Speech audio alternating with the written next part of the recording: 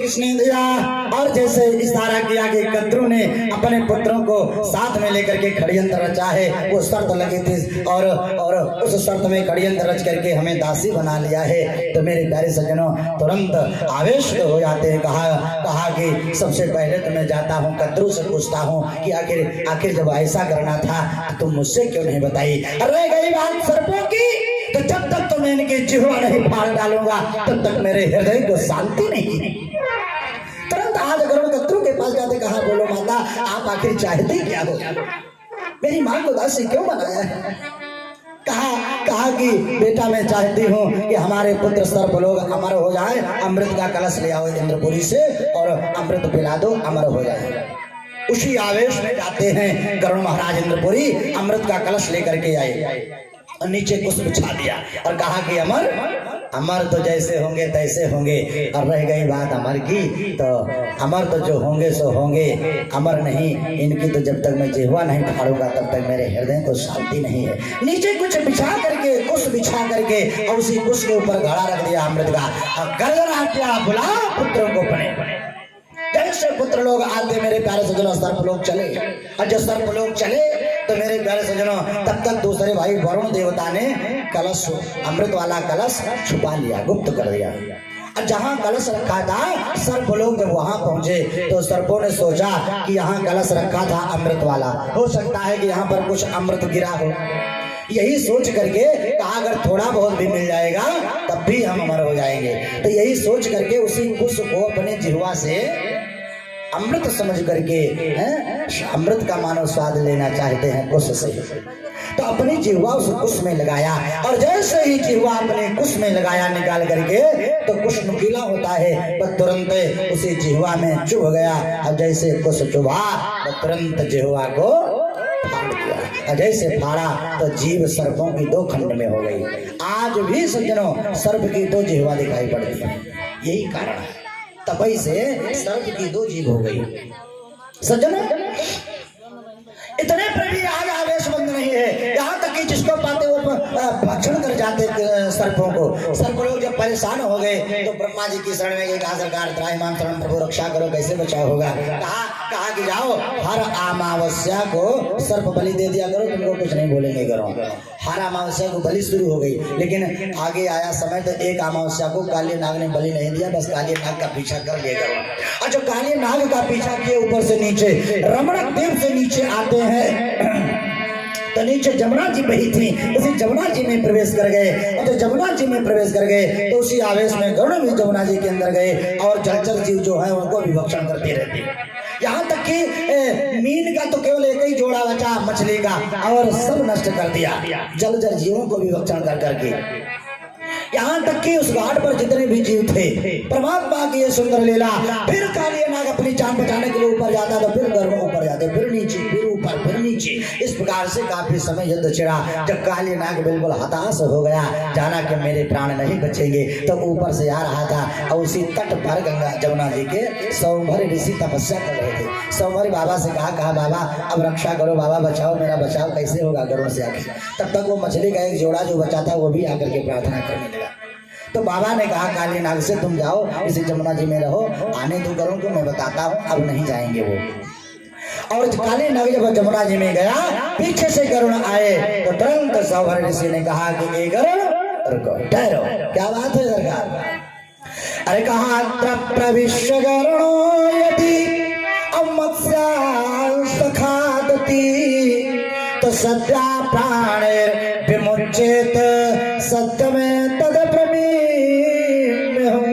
मैं सत्य बोल रहा हूँ कि अगर काल जमुना जी में प्रवेश करोगे और काली नाग को सताओगे, मछली को भक्षण करोगे तो जाओ, मैं चाहे श्राप जानो चाहे मेरा वचन जानो, मेरा वाक्य है, मेरा वचन है कि जैसे तुम काली जमुना जी में प्रवेश करोगे तो अपने सद्या प्राणाय विमोचेत, तुम अपने जान से हाथ पे बैठोगे, इसलिए अपनी जान चाहो तो यहीं से लौट जाओ।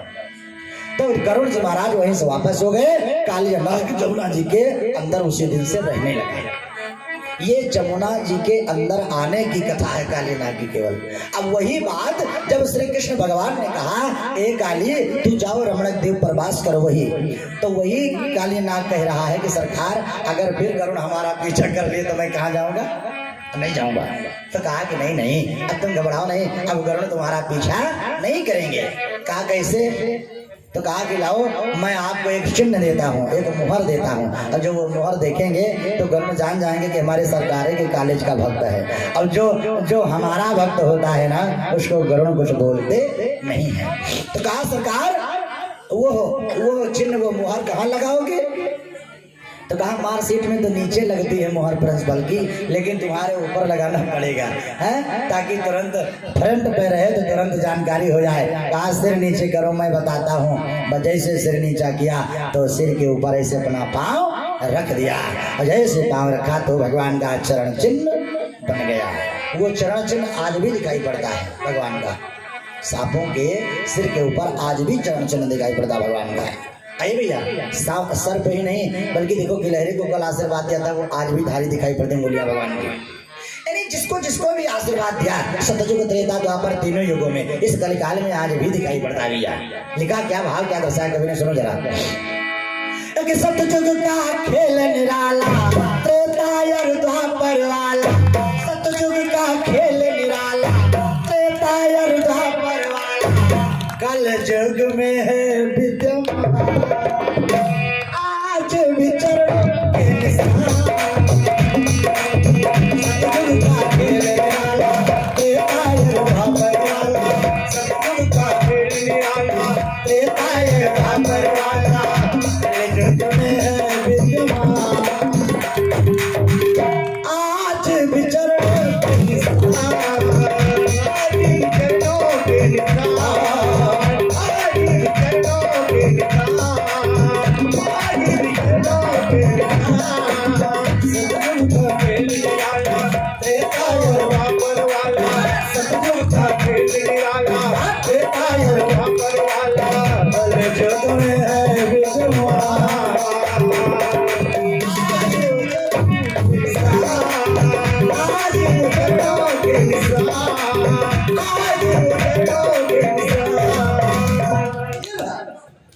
तो कहने का मतलब आज भगवान जी 101 फन नृत्य करते हुए काली नाग के वो मुरली वादन करते हुए अब बड़े भाव से तांडव नृत्य करते हुए चल देते ऊपर को लेकर के कि तांडव गति मुंडन पे नाचत गिरधारी, तांडव गति मुंडन पे नाचत गिरधारी, तांडव गति मुंडन पे नाचत गिरधारी, तांडव गति मुंडन पे नाचत गिरधारी, पम पम पम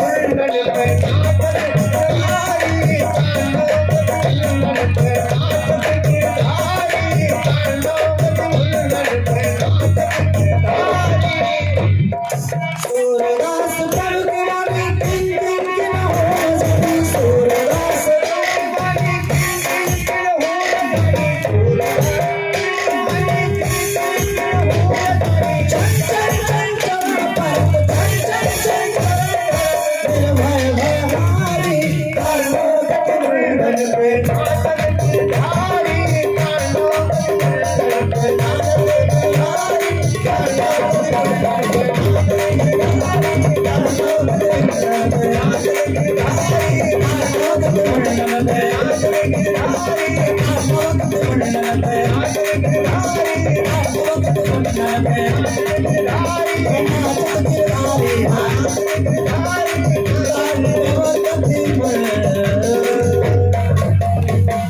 श्री कृष्ण भगवान की।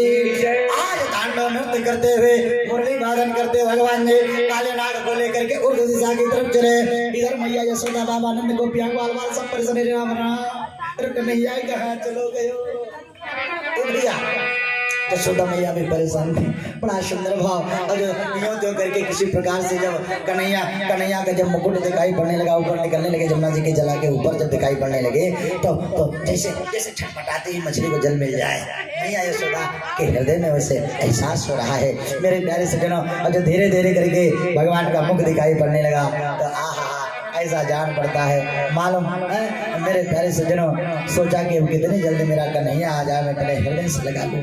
अच्छा कन्हैया बाहर निकलते हैं तो सबसे पहले काले नाग से कहा कि तुम जाओ रमणक द्वीप पर वास करो। और जैसे आदेश दिया मैया दौड़ करके यशोदा मैया अपने लाला को हृदय से लगा लेती है। अरे कन्हैया तुम मुझे छोड़कर कहाँ चला गए? तो वात्सल्य भाव जाग उठा। गोपियां ग्वाल बाल मैया यशोदा बाबा आनंद सारे लोग सहित भगवान श्री कृष्ण सब लोगों के सहित चल देते हैं वृंदावन घर की तरफ। और जब घर की तरफ चले तो भैया नदिया से जमुना जी से थोड़ी दूर आगे बढ़े थे, ये तने में घटना फिर घटित हो गई। क्या? खांडोवन में जब पहुंचे तो खांडोवन की कथा आ गई। खांडोवन में जब पहुंचे तो चारों तरफ से दावा नल आग लग गई। अरे राम राम। तो कहा कि अब ये बचाव कैसे होगा? चारों तरफ आग लग गई है, अब कैसे निकल पाएंगे? गोपियां ग्वाल बाल सब परेशान हो गए। नंद बाबा मैया यशोदा कन्हैया से कहने लगे कोई रक्षा करो प्रभु, रक्षा करो रक्षा करो। भगवान ने कहा तुम घबराओ नहीं। और ये भैया भगवान के सामने कोई ताप सता सकता है? लिखा है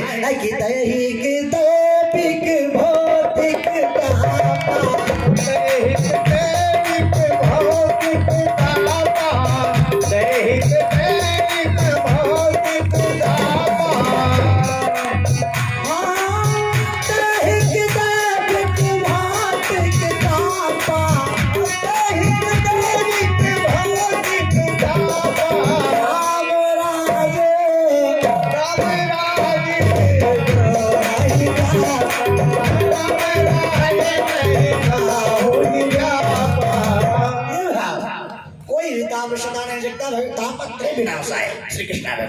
तो कहने का मतलब कि आज भगवान ने कहा एक काम करो सब लोग, क्या सब लोग आंख बंद करो अपने अपने, बस आंख शांत हो जाएगी। आंख मूंद दो बस। सोचो आग लागे हुए गाँव में तो कहा जाए कि हे भैया अपन अपन आंख मूंद लो, भाई सोए।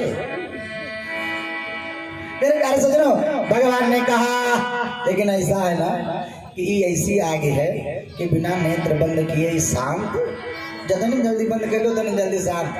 अब मजबूरी बंद करेगा। भागवत में साफ साफ लिखा हुआ कि सबका नेत्र बंद करवाया भगवान ने। जो सबका नेत्र बंद करवाया तो जैसे नेत्र बंद हुआ तो कहने का मतलब भगवान जी ये नहीं अपने का प्रदर्शन नहीं करना चाहते हैं अपने को कि हाँ हमने आग बुझाई ना।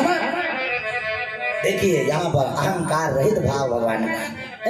भगवान जी ये नहीं चाहते सबको दिखावा नहीं करना चाहते कि हाँ हमने ये काम कर दिया। जैसे नेत्र बंद कराया बस तुरंत भगवान ने बना मुख द्वार खोला, मुख मंडल फैलाया, सारी अग्नि को सेकंडों में अपने अंदर कर लिया, मुख के अंदर कर लिया, दावानल को शांत कर दिया। तो मुख में स्थान क्यों दिया? क्योंकि भैया जिसका जन्म जहां पर है स्थान वहीं तो मिलेगा। अग्नि देवता का जन्म भगवान के मुख से। ऋग्वेद का मंत्र कहता है क्या? चंद्रमा मनसो जाता चक्षु सूर्यो अजायत स्रोत्रात् वायुश्च प्राणश्च मुखाद अग्निर्यजायत। असंध विच्छेद करने पर होगा मुखात इंद्र यज्ञेश प्राणात पारयात। मुखात इंद्र यज्ञेश, मुख से इंद्र इत्यादि देवताओं की अग्नि की उत्पत्ति हुई। अग्नि इंद्र इत्यादि देवताओं की उत्पत्ति हुई। जिस परमात्मा के मन से, चंद्रमा की चक्षु से, नेत्र की, प्राण से, हवा की, ऐसे परमात्मा के चरणों में मेरा बारंबार प्रणाम है सज्जनों। इसलिए मुख में स्थान दिया है अग्नि देवता को। दावानल शांत हुआ, शव को लेकर के घर गए। तो धीरे धीरे करके रोज बार रोज आते जाते ये चकाचक माहौल बना रहता है। भगवान श्री कृष्ण की ये सुंदर लीला सज्जनों, जब अगासुर भी चला गया, बकासुर भी चला गया, पूतना, तणावर्त, सकट भंजन, ये सारे जो असुर आते हैं सब चले ही जाते हैं, मामला सॉल्व नहीं कर पाते। तो कंस मामा ने सोचा कि हमें लगता है कि हमें चलना पड़ेगा, क्या हमें अपने हाथों से चल के इसका वध करना पड़ेगा। भैया भागवत रहस्य की कथा है, कन्हैया भी आए एक बार कन्हैया भी आए, वो कंस मामा भी आए कन्हैया का वध करने के लिए, है ना। तो कंस मामा का भाई कैसे आए जरा सुनिएगा, बड़ा सुंदर भाव है, बड़ी सुंदर कथा है। ये भैया वो वृंदावन में दो कुंड है, वृंदावन में दो कुंड है, एक का नाम कृष्ण कुंड और दूसरे कुंड का नाम है राधा कुंड। अब दोनों की विशेषता क्या जानते हो? कृष्ण कुंड में जो गिर जाता था, अगर पुरुष गिर जाता तो ठीक है, अब अगर कहीं महिला गिर गई तो वो पुरुष बन जाती थी। और राधा कुंड की ये विशेषता थी कि अगर कोई स्त्री गिर गई महिला तो वो ठीक है, महिला बने रहेगी, लेकिन अगर कोई पुरुष गिर गया तो वो पुरुष महिला बन जाता था। ये विशेषता थी दोनों कुंड की। अब हुआ क्या आगे सज्जनों, एक दिन का समय है कि जब मामा कंस जी आए, और जब कंस मामा आए तो अब भगवान तो जान ही रहे कि क्यों आए हैं, किस लिए आए मामा जी। तो मन सखा ए मन सखा, क्या बात है।